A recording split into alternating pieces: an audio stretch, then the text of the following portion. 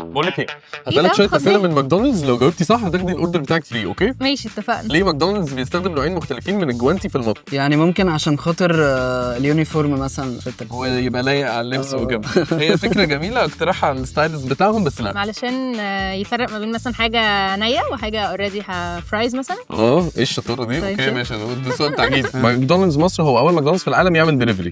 تحساتي مننا يعني اسرع دليفري في مصر بقى. هو ده اللي مذاكر. ايه المدينه اللي من حيث الموقع اللي فيها فرع ماكدونالدز مصنف من احسن 10 فروع في العالم؟ عارفاها دي عشان رحتها. اسوان صح؟ يا محضره معاهم. لا صدقني انت فاجئتني. اسوان انا شفتها على السوشيال ميديا.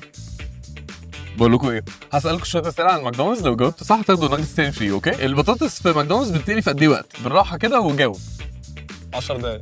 دقيقتين مثلا. ست الكل 3 دقايق بس انا مش شارك صح. برافو عليك. ماكدونالدز مصر هم اللي اخترعوا كلمه كومبو. لا اكيد لا. والله تيجي منهم عامه. المصريين بيخترعوا، هم اللي اخترعوا كلمه كومبو ولا لا؟ المصريين اللي بيحبوا الاكل. ماشي برافو عليك جاوبتها لوحدك بس ماشي انا ماشي. طب العيش في ماكدونالدز بيتحمص في قد ايه وقت؟ دقيقتين. قللي شويه يا ست الكل، الدقيقتين ده هيولع. 30 ثانيه. هي من 19 ل 21 ثانيه بس همشيها لك صح. انا عايزك ماشي، تكسب. ماشي. في كام عامل ومزارع مصري ورا كل منتجات البان ماكدونالدز؟ ما تديني هنت طيب. كتير. 10000. طيب اختيارات بقى. انسى اربح الاوردر هتقدر. الكومبو بتاعك 9. 8. برافو عليك. ماشي. مبروك الكومبو. شكرا. 8000. برافو عليك. غلط، انت صح؟ بتغشي بس برافو عليك. لا برافو عليك، إيه الاجابه ده صح؟ صح. بجد؟ مبروك عليك. الاوردر هنا خلاص. بسرعه. اختبرنا معلومات الناس النهارده عن ماكدونالدز، في اللي جاوب صح وفي اللي حاول يقرب من الاجابه الصح، بس المهم ان كله كسب.